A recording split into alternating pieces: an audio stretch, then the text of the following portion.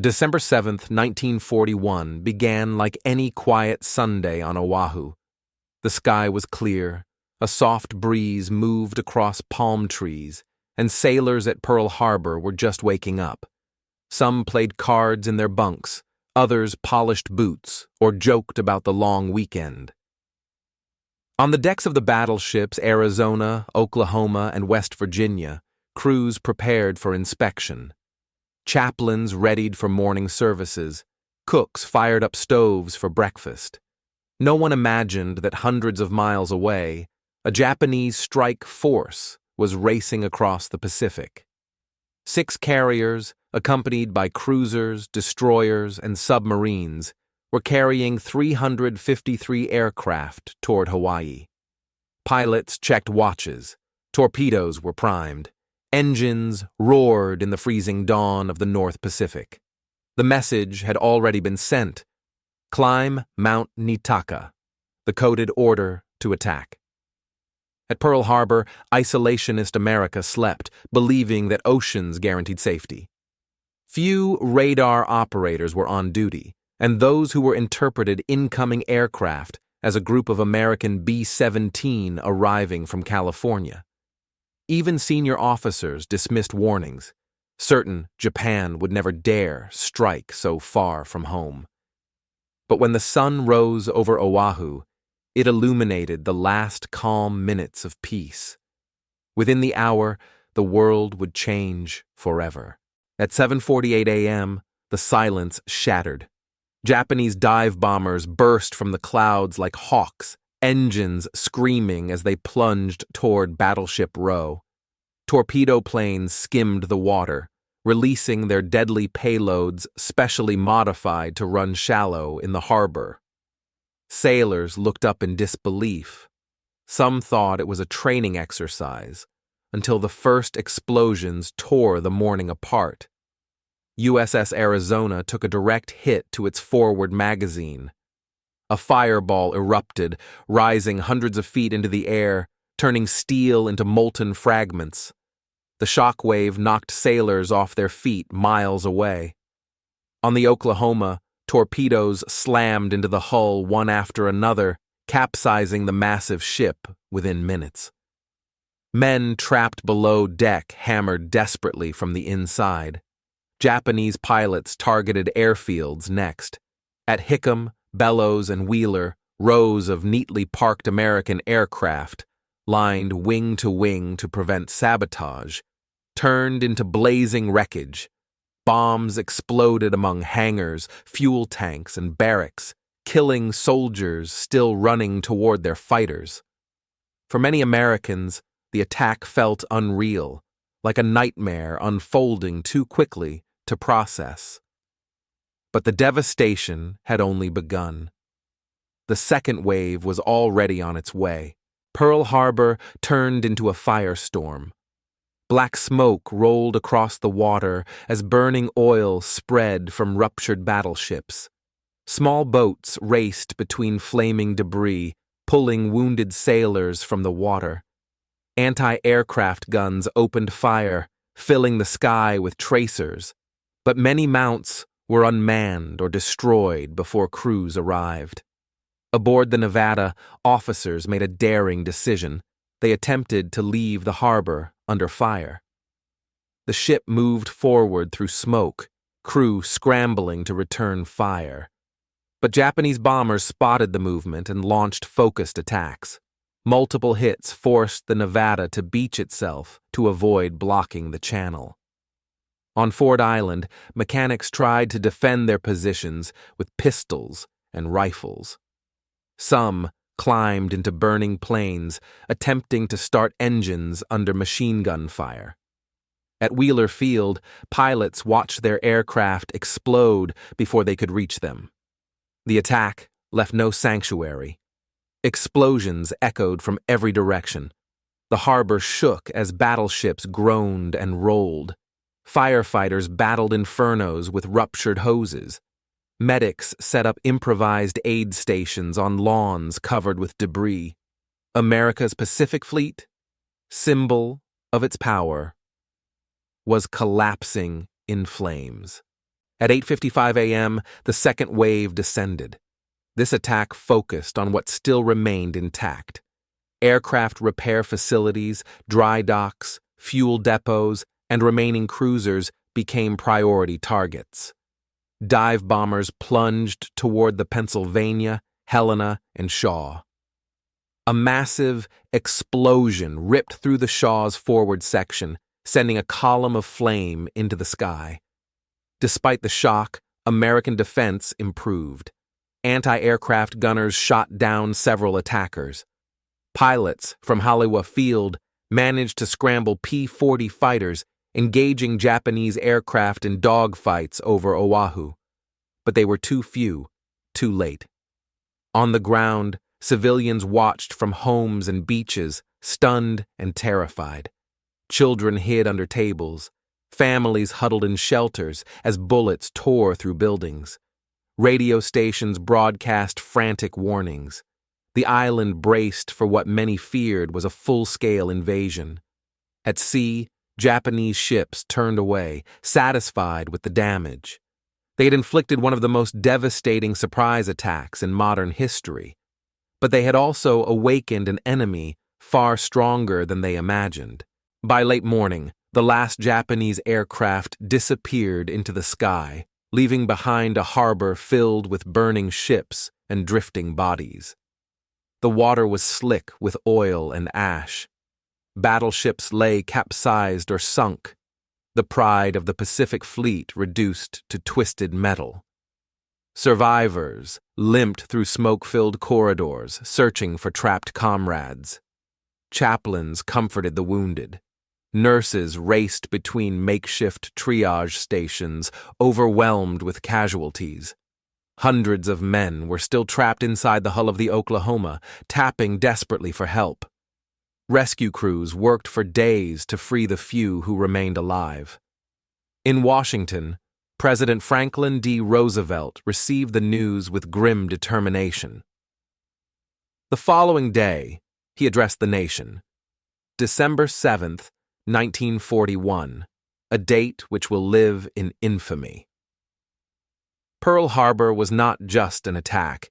It was the moment America entered World War II with unstoppable resolve. As the fires burned through the afternoon, the true scale of the disaster came into focus. Sailors staggered through smoke-blackened decks, coughing from oil fumes. Bodies floated in the harbor, carried gently by the tide toward Ford Island. The screams that had filled the morning gradually quieted, replaced by the clanging of metal as rescue teams cut into overturned hulls. Corpsmen worked without rest. They treated burns so severe the skin sloughed off at a touch. Bomb fragments were pulled from chests and limbs with trembling hands. Hospitals overflowed, hallways filled with stretchers. Blood soaked through bandages faster than nurses could replace them. On the Arizona, the devastation was beyond comprehension. More than 1,000 men had died in seconds when the forward magazine exploded. On the Oklahoma, survivors trapped inside compartments pounded on steel walls, begging for rescue. Welders worked through the night. Some men were pulled out alive. Many more never answered. Civilians weren't spared. Homes near Pearl Harbor were riddled with bullets. Cars burned on highways. Fires raged through neighborhoods. Families searched for missing relatives at aid stations, crowded with wounded soldiers. America had been attacked, but the attack was far from over. Its consequences would shape the future of every man, woman, and child on the island. News traveled fast. By noon, Washington time, reporters rushed to telephones, radios crackled with chaotic broadcasts, and newspapers printed emergency editions. Across the United States, people gathered around radios in stunned silence. Mothers cried. Fathers clenched fists. College students debated whether to enlist. Children asked why anyone would attack America. Churches opened their doors for prayer. Long lines formed outside recruiting stations. In New York, traffic stopped as crowds listened to updates on street corner speakers. In California, coastal defenses were mobilized. Civilians feared the next attack could come at any moment. President Roosevelt met with his cabinet and military leaders, each presenting fragmented details of the disaster. Aircraft lost, battleships destroyed, thousands dead. But what mattered most was the nation's response. Roosevelt saw anger rising across America, not fear, and he knew that anger would fuel the war effort. By nightfall, the country was united in a way it had never been before. The attack on Pearl Harbor did not divide America. It forged it. While America reeled from the shock, the architects of the attack studied the results aboard their carriers returning across the Pacific. Admiral Isoroku Yamamoto, mastermind of the operation, understood better than anyone the peril of what Japan had just done. The strike had succeeded, but the real question was, at what cost?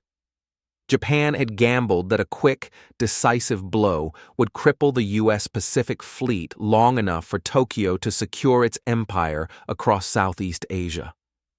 Oil fields in the Dutch East Indies, rubber plantations in Malaya, strategic islands across the Pacific, all were within reach, provided America remained stunned.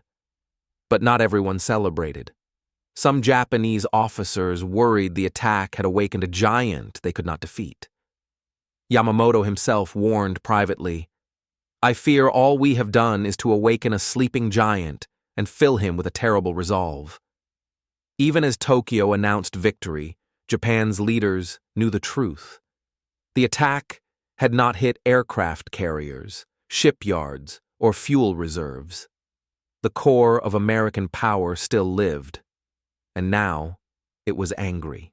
On December 8th, smoke still rose from Pearl Harbor as sailors waded through debris searching for friends.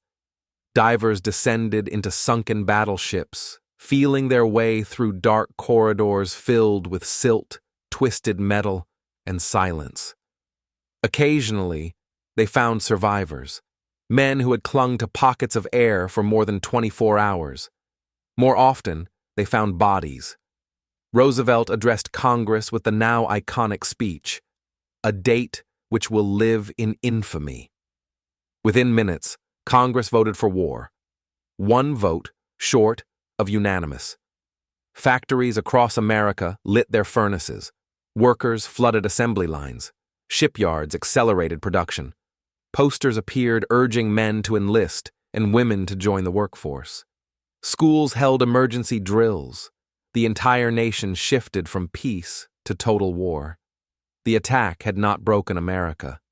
It had transformed it. In Tokyo, news of America's declaration of war arrived within hours.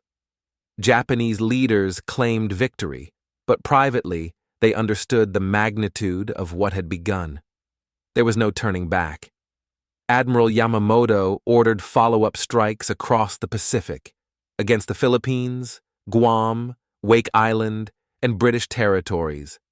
Japan expanded at breathtaking speed, capturing territory from Burma to New Guinea. But beneath the victories, tension grew. Japan had struck a powerful enemy, and time was not on its side. In America, recruitment soared. Young men who had never left their hometowns volunteered for combat. Factories hired women for the first time in massive numbers. Newspapers printed maps of the Pacific, marking each new battle. The nation was preparing for a long and brutal war, one that would stretch from Hawaii to Tokyo. The attack on Pearl Harbor had changed everything, and the Pacific War had only just begun.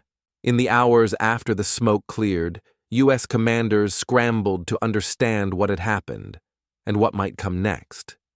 Rumors of a Japanese landing force swept across Oahu. Patrol planes searched the horizon. Destroyers raced out of the harbor, their hulls streaked with soot, hunting for submarines that might still lurk offshore. Throughout the night, the island operated under blackout conditions. Anti-aircraft crews manned guns that were still warm from battle. Civilians filled sandbags, built barricades, and prepared for an invasion that never came. Hospitals overflowed, and morgues struggled to identify the dead as bodies were pulled from the harbor. On the open sea, the Japanese strike force was already retreating northward, maintaining strict radio silence. American reconnaissance flew search patterns across thousands of miles of empty ocean, finding nothing but waves and cloud shadows. The attackers had vanished like ghosts, yet their disappearance only deepened the sense of vulnerability. For the first time in its history, America realized its shores were not beyond reach. The fear that more attacks could follow spread through Honolulu like a second shockwave. But fear soon hardened into determination. The hunt would continue, not just for the fleet that had struck Pearl Harbor, but for the empire that ordered the attack. The mobilization after Pearl Harbor was unlike anything the world had ever seen. Within days, factories that once produced cars, refrigerators, and farm equipment were retooled for war. Assembly lines churned out rifles, tanks, aircraft, and ammunition. The entire U.S. industrial machine roared to life, powered by millions of workers who had never imagined themselves part of a war effort. Women poured into factories, shipyards, and aircraft plants, becoming the backbone of the wartime workforce. Posters of Rosie the Riveter urged them onward. Schools held patriotic rallies. Scrap drives collected metal for production. Hollywood produced films urging unity and sacrifice. Across the country, young men enlisted in such numbers that induction centers struggled to process them. Naval bases expanded overnight. Army training camps sprouted across the plains. America was shifting from civilian life into full-scale mobilization at a pace Japan had never anticipated. The war that Japan hoped would break American morale had instead united a vast and powerful nation. The sleeping giant Yamamoto feared was fully awake and moving with unstoppable momentum. Even as the nation rallied, a question shadowed every conversation. How did the attack happen? Military boards convened immediately. Officers testified about ignored radar warnings, misinterpreted intelligence, and the belief that sabotage, not air attack, was the greatest threat. Angry citizens demanded accountability. Newspapers published timelines of errors, missed opportunities, and warnings lost in bureaucracy. Admiral Kimmel and General Short, the commanders in Hawaii, were relieved of duty. Some accused them of negligence. Others argued they had been scapegoated for failures far above their rank. Washington struggled to balance the need for answers with the urgency of preparing for the next phase of war. Meanwhile, intelligence officers pieced together intercepted Japanese communications, revealing the depth of Tokyo's planning. Months of coded messages, diplomatic deception, and military precision had led to December 7th. The attack had not been a rash decision. It had been carefully orchestrated, but no investigation could change what had happened. The focus shifted from blame to action. The Pacific War was accelerating, and America had no time to look backward. Pearl Harbor did not just reshape the United States, it reshaped the entire world. In London, Prime Minister Winston Churchill heard the news and immediately understood its implications. America was in the war at last. He later wrote that he slept the sleep of the saved, knowing the Allies now had the industrial might to defeat the Axis. In Berlin, Hitler celebrated wildly, convinced Japan's attack would cripple American morale. Days later, he declared war on the United States, Tesho Dhahari that sealed Germany's fate. Italy followed. In Tokyo, cities erupted in parades, but Japanese strategists knew the danger ahead. Admiral Yamamoto warned his staff that Japan had 6 months of advantage. After that, American strength would surpass anything Japan could match. Neutral nations braced for a global conflict that now spanned every ocean and continent. The world had crossed a point of no return. Pearl Harbor was not just an attack. It was the spark that ignited a conflict of unimaginable scale. As days turned into weeks, survivors of Pearl Harbor carried scars that would last a lifetime. Some wore burns from exploding fuel tanks. Others lived with memories of brothers and friends lost beneath the waves. Many refused to speak of the attack for years. But they all understood its meaning. Pearl Harbor was a turning point, the moment an isolationist nation became a global force.